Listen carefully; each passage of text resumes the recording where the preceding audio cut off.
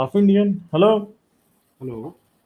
हाँ जी, क्या हाल है जी, कैसे हैं आप? बढ़िया बढ़िया गालिब जी, आप बताएं कैसे हैं? बस ठीक। आवाज आपकी कम है भाई। एक सेकंड में तेज, अभी तेज हो जाएगी, अब ठीक है। हाँ, बेहतर हुई है। हाँ जी, हाँ बेहतर जी। हो गई, जी, मैंने क्या मेरी आवाज। क्या फरमाएंगे आप?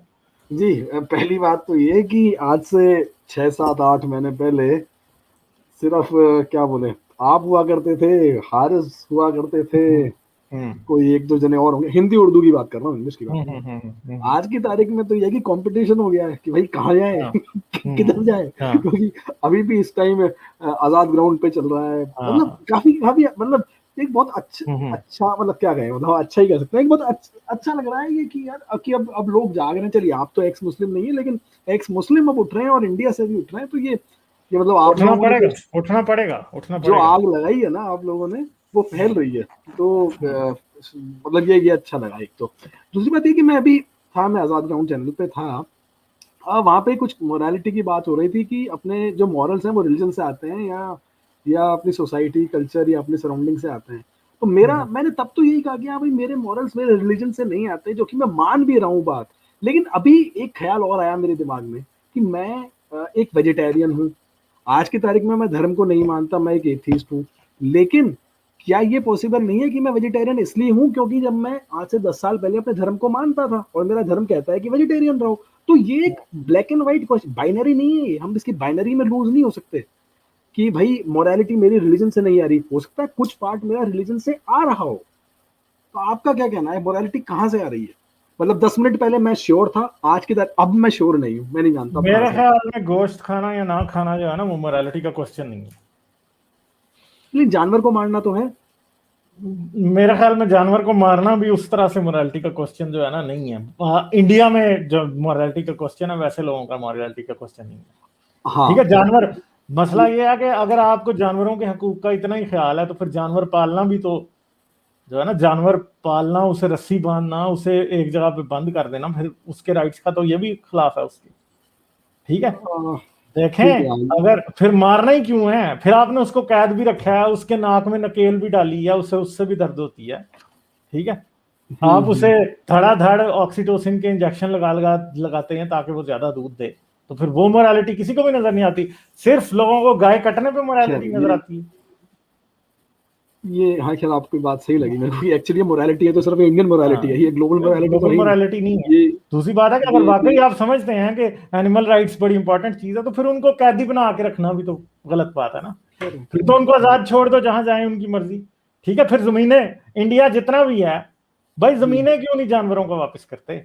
मैं तो इस बात का कायल हूं कि ये जमीन हमारी नहीं है। हमें जानवरों की जमीन पर कब्जा करके शहर और गांव बना लिए हैं, एक दिन उनको वापस करनी पड़ेगी। अपनी पॉपुलेशन कम करें ताकि जानवरों की जमीनें भी उनको वापस दी जाएं।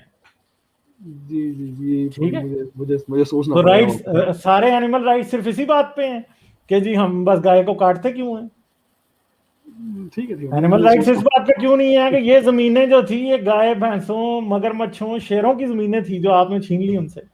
तो जी वो भी तो जी वापस करें। वो कौन वापस जी। करेगा? जब वो वापस करने की बात आएगी, तो वो आपने उस जमीन पे आज मंदिर बनाया है, जिधर पहले बंदर रहते थे।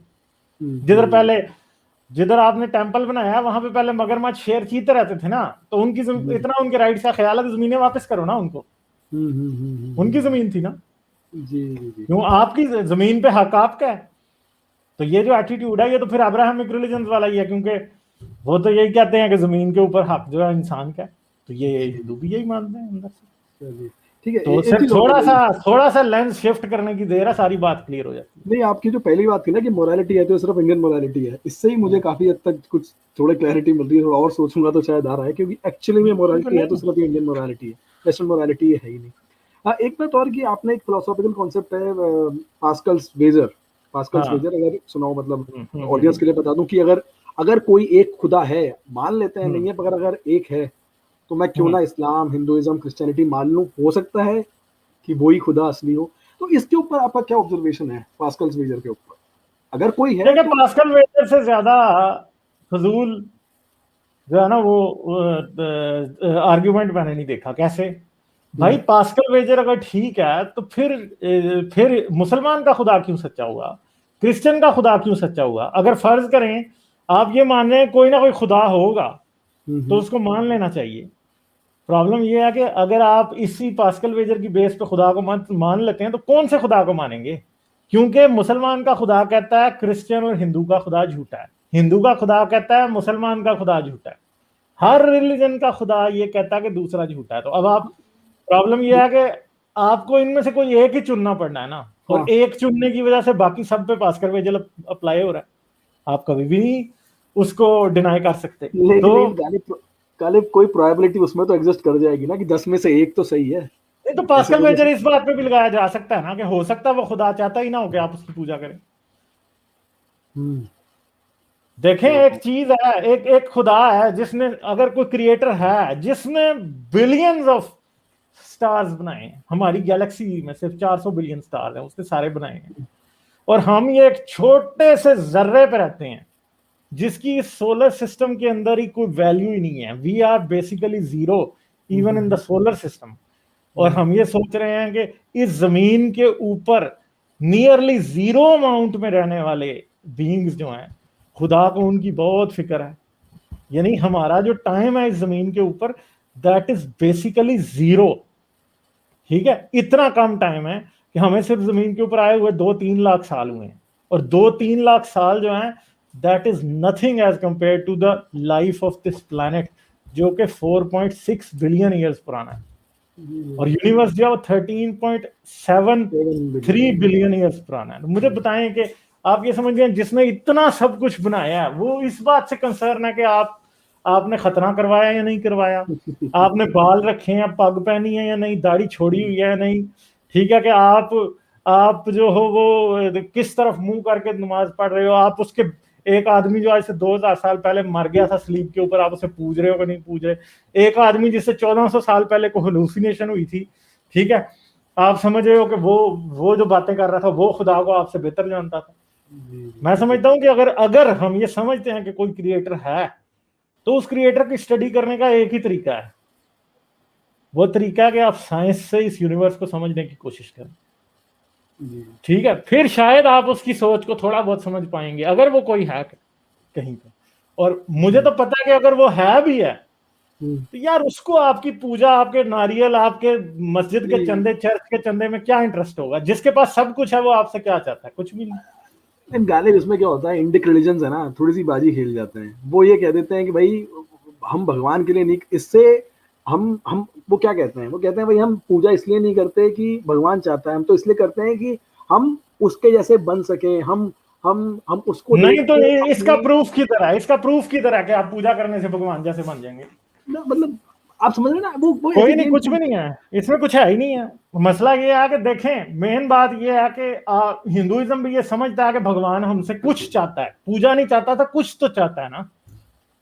हाँ, कुछ तो चाहता है ना। तो मसला ये है कि जिसने सब कुछ अगर बनाया उसने, तो वो, आप ये जर्रे के ऊपर रहते हो, यानी आप एक जगह पे बीच पे जाते हैं, आप उधर बैठ के खाना खा रहे हैं, उधर ही एक चूंटियों का घर है, तो आप उन चूंटियों से क्या चाहते हैं?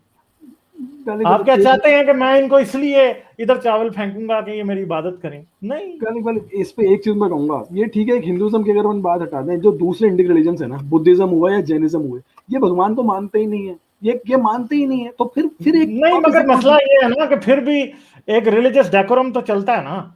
हाँ, ऑर्गेनाइजेशन चलता है, बाउंड तो है ना। तो मसला ये है कि फिर ये भी उतना ही खुदा है या नहीं है, उतना ही खतरनाक है। हाँ, लेकिन इनके पास एक तरीका हो जाता है ना बचने का। ये कहता है देखो, हम भी वही कहते हैं जो साइंस कहती है कि भगवान नहीं है, हम भी वो ये झूठ बोलते हैं ना। मतलब मैं बुद्धिस्टों को जानता हूँ, बुद्धिस्ट खुद इतने डॉगमेटिक लोग हैं, मैं बताऊंगा कभी क्या क्या है।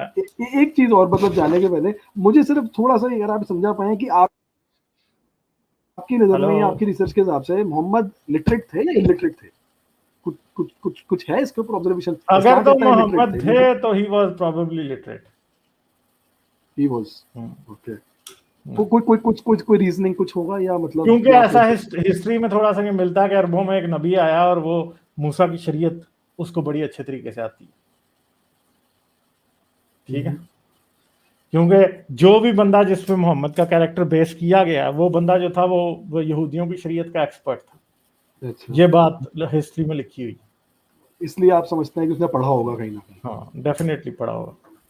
क्योंकि तालीम जिस तरह ये बताते हैं ना कि एजुकेशन इतनी मुश्किल थी उस टाइम, इतनी मुश्किल नहीं थी, लोगों को पता था, पढ़ना लिखना जानते थे। हाँ, अगर इतना तो खैर ठीक है, क्योंकि इसमें बहुत ज्यादा मुसलमान वो कहते हैं ना कि भाई वो तो अनपढ़ थे और उन्होंने मतलब so on and so forth. खैर एनीवेज, चलिए, थैंक यू, चलें ठीक है, थैंक यू, मिलेंगे चलिए, अगले। Okay, bye bye.